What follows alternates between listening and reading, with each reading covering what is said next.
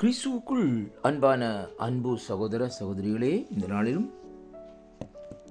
ஒரு புதிய வாக்குத்தத்தத்தோடு உங்களை நான் சந்திப்பதில் நான் மிக்க மகிழ்ச்சி அடைகிறேன்.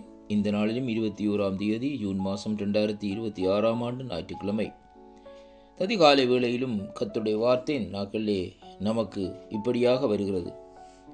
பிலிப்பியரின் புஸ்தகம் 4வது அதிகாரம் 19வது வசனத்தை வாசிக்க கேட்போமா இருந்தால், ஆண்டவருடைய வார்த்தை இப்படியாக நமக்கு சொல்லுகிறது.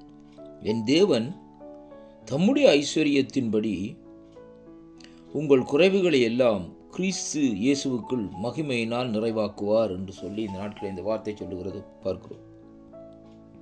அன்பு உள்ளங்களே, இந்த நாளிலும் முதலாவதாக நம்முடைய தேவன் செய்கிற காரியத்தை நாங்கள் பார்க்க வேண்டும்.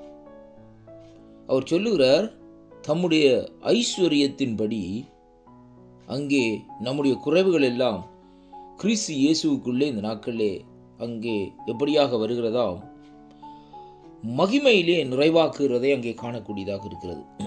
ஒரு சாதாரண நிறைவாக்குதல் அந்த இடத்திலே இல்லை. தேவனுடைய மகிமையின் மூலமாகத்தான் குறைவுகள் எல்லாம் கர்த்தருக்குள் இங்கே நமக்கு நிறைவாக கிடைக்கிறதை பார்க்கிறோம். அருமையான கர்த்தருடைய பிள்ளைகளே, வேதம் சொல்லுகிறது, அவர் ஆண்டவரை குறித்து மகிமையின் ராஜா என்று சொல்லி சங்கீத புஸ்தகம் 24ஆம் அதிகாரத்திலே சொல்லப்படுகிறது. யார் இந்த மகிமையின் ராஜா? அவர்தான் சேனைகளின் தேவனாகிய கர்த்தர். அப்படியாக மகிமை பொருந்தின அந்த ராஜா இந்த நாட்களிலே நமக்கு ஒரு காரியத்தை சொல்லுகிறார். நான் உன்னை என்னுடைய ஐஸ்வர்யத்தின்படி உன்னுடைய குறைவுகள் எல்லாவற்றையும் நான் கிறிஸ்துவுக்குள் அங்கே மகிமையிலானே நிறைவேற்றுவேன் என்று சொல்லி இந்த நாட்களில் இந்த வார்த்தை நமக்கு சொல்லுகிறதை பார்க்கிறோம். அன்பு பிள்ளைகளே, பாருங்கள், இந்த வானத்தையும் பூமியும் உண்டாக்கின கர்த்தர் தன்னுடைய மகிமையினால் நம்முடைய குறைவுகளை நிறைவாக்குவாராயிருந்தால் அதைவிட வேறு என்ன காரியம் நமக்கு இந்த நாட்களில் தேவையாக இருக்கிறது? அருமை பிள்ளைகளே, இந்த நாட்களில் அவருடைய மகிமை இந்த நாட்களிலே நம்மை நிரப்புமா இருந்தால் அங்கே நாங்கள் எதையும் அவரிடத்திலே இந்த நாட்களை பெற்றுக்கொள்ள முடியும். அது மட்டுமல்ல, அந்த மகிமையின் பிரசன்னம் நம்மை நடத்துகிறதாக இருக்கிறதை பார்க்கிறோம். அன்று யாத்ராம புஸ்தகத்திலே சீனாய் மலையிலே தேவனுடைய மகிமை இந்த நாட்களிலே இறங்கின வேளையிலே மோசேனுடைய முகம் இந்த நாட்களில் என்ன செய்தது? பிரகாசித்ததாம் என்று வேதம் சொல்லுகிறது. சாதாரண மனுஷனாக ஆடுகளை மேய்த்து கொண்டிருந்த அந்த மோசே மத்தியிலே பாருங்கள், அந்த இடத்திலே தேவன் அந்த இடத்திலே அழைக்கிறார். மோசனுடைய வாழ்க்கையை குறித்து பார்க்கிற வேளையிலே 3 பகுதிகளாக அந்த நாட்களில் இருக்கிறதை பார்க்கிறோம்.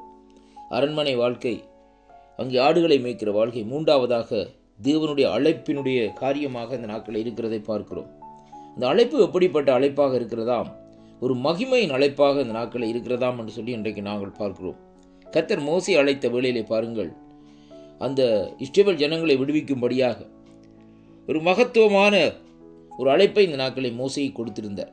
அந்த அழைப்பின்படி இந்த நாட்களை மோசே அந்த ஜனங்களை இந்த நாட்களை அங்கே வனாந்திரத்திலே நடத்தி சென்றார் என்று சொல்லி அங்கே பார்க்கிறோம். அருமை பிள்ளைகளை, அப்படியானால் தேவன் இன்றைக்கு நம்மை கூட இப்படியாக அழைத்து தன்னுடைய ஜனங்களை இந்த நாட்களில் நடத்தும்படியாக கூப்பிடுகிற அழைக்கிற தேவனாய் இந்த நாட்களில் இருக்கிறார் என்று சொல்லி அங்கே பார்க்கிறோம். பாருங்கள், வேதம் சொல்லுகிறது, அவர் தன்னுடைய மகிமையின் ஐஸ்வர்யத்தின்படி நம்முடைய குறைவுகள் எல்லாவற்றையும் கிறிஸ்து இயேசுவுக்குள் மகிமையினால் நிறைவாக்குவார். நம்முடைய குறைவுகள் என்ன குறைவுகளாக இருக்கிறதோ எல்லாம் ஆண்டவராகிய இயேசு கிறிஸ்துவுக்குள் மகிமையினால் நாட்களில் நிறைவேறும்.